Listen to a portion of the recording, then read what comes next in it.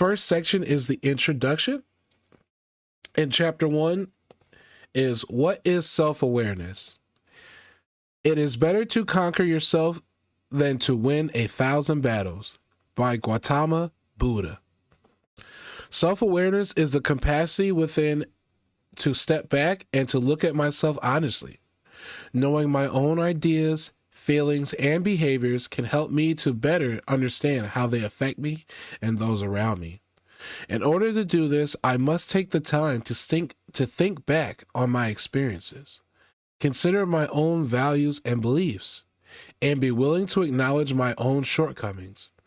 Even though it is occasionally feels quite uncomfortable, this is crucial for personal development. In order to better my relationships, work-life balance, and general well-being, I've been able to see some patterns in my behavior that may be holding me back thanks to my increased self-awareness. I've also lately developed a deeper grasp of my own advantages and disadvantages, which has aided me in developing more thoughtful decisions and implementing actions that are consistent with my values and beliefs. But how does this apply to you? Self-awareness is a difficult concept to comprehend. You must first comprehend how to become aware and the inner workings of awareness in order to examine oneself and determine whether you have good self-awareness. The definition of awareness is the understanding of perception of a situation or a fact. So let's get specific. Self-awareness is the ability to manage oneself and be conscious of one's feelings and behaviors. Understanding your surroundings and how they can influence you every day comes from being self-aware.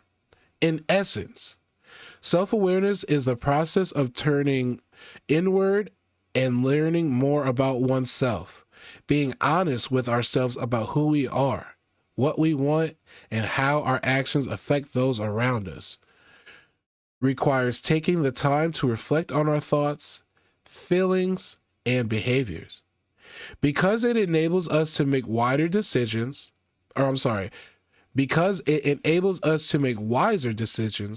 forge closer bonds with others, and lead more fulfilling lives, self-awareness is crucial. We may make decisions that are in line with who we really are and move us closer to our objectives by being aware of our own values, beliefs, and motivations. We can strive to improve ourselves by identifying our own biases and limitations and working to overcome them.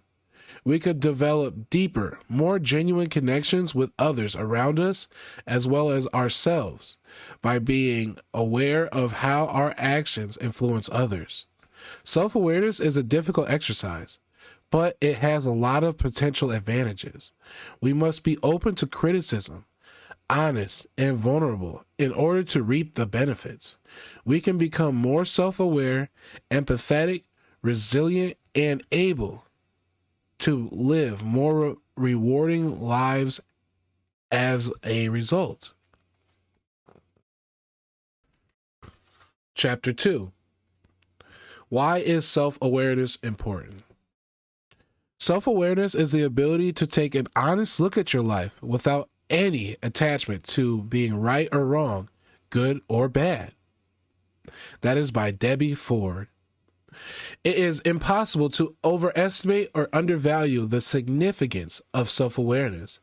It is crucial to one's general well-being, personal growth, and development.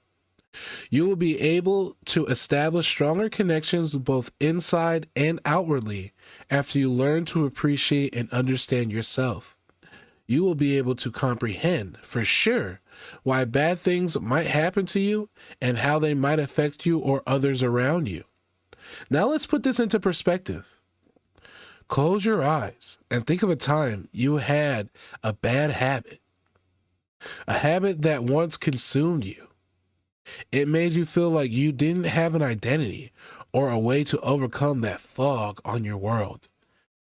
A habit that made your relationships turn bad or made you crave that habit more than anything else in life at the time.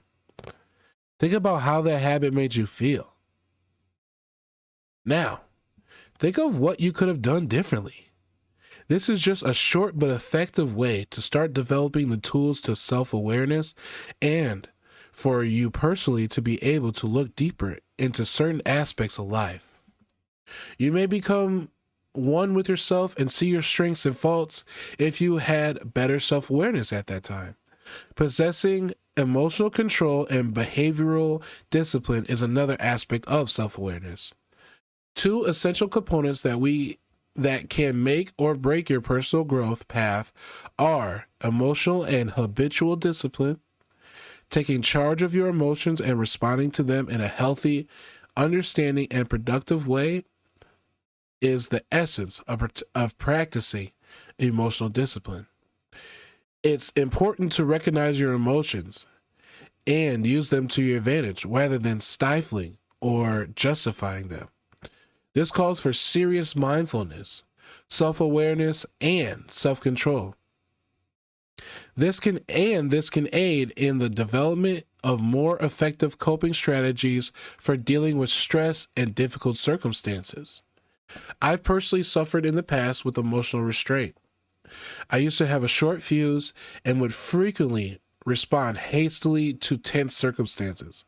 Over time, though, I came to the conclusion that this strategy wasn't working for me, and that in order to have better relationships and accomplish my objectives, I needed to learn how to control my emotions. For me, exercising emotional restraint entails pausing before responding. It entails being aware of my feelings and taking the time to figure out why I'm feeling that way. Additionally, it entails controlling my emotions and responding with intention rather than impulsively. For instance, whenever I feel upset or disappointed, I make an effort to take a deep breath and reflect on what is actually happening.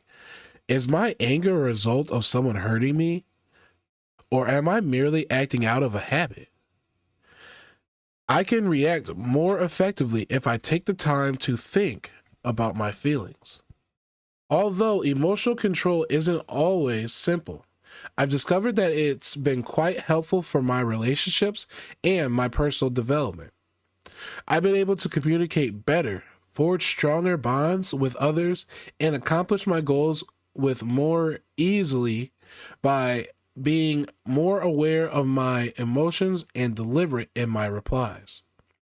Managing your anger when dealing with a challenging client or coworker is an illustration of emotional discipline in the workplace.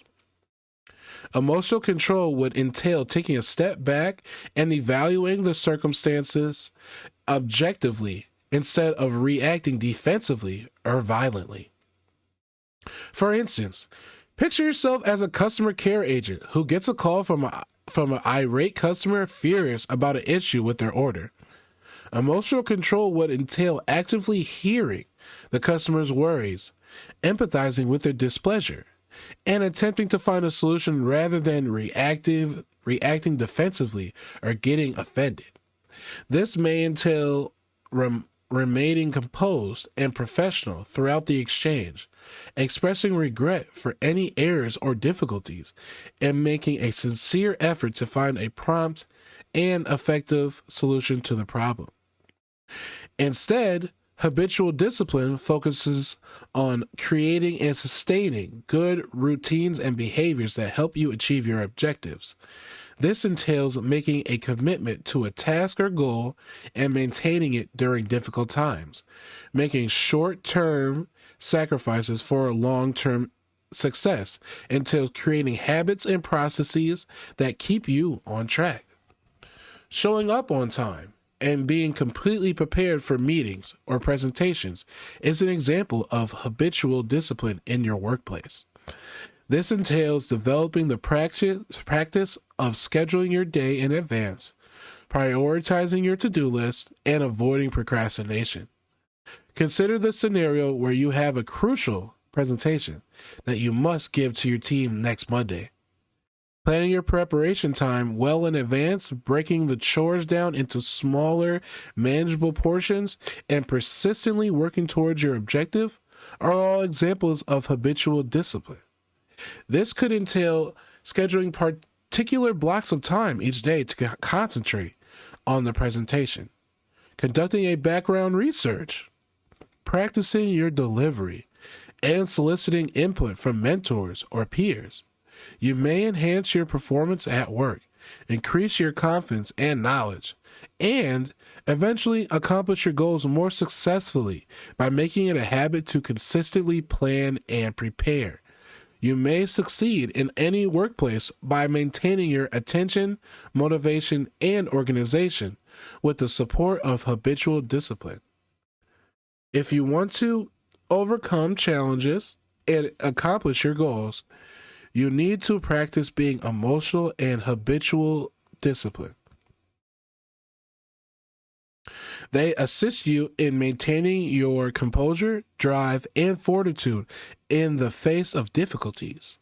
You can learn to successfully manage your emotions, form healthy habits, and experience more success and fulfillment in both your personal and professional life by building emotional and habitual discipline.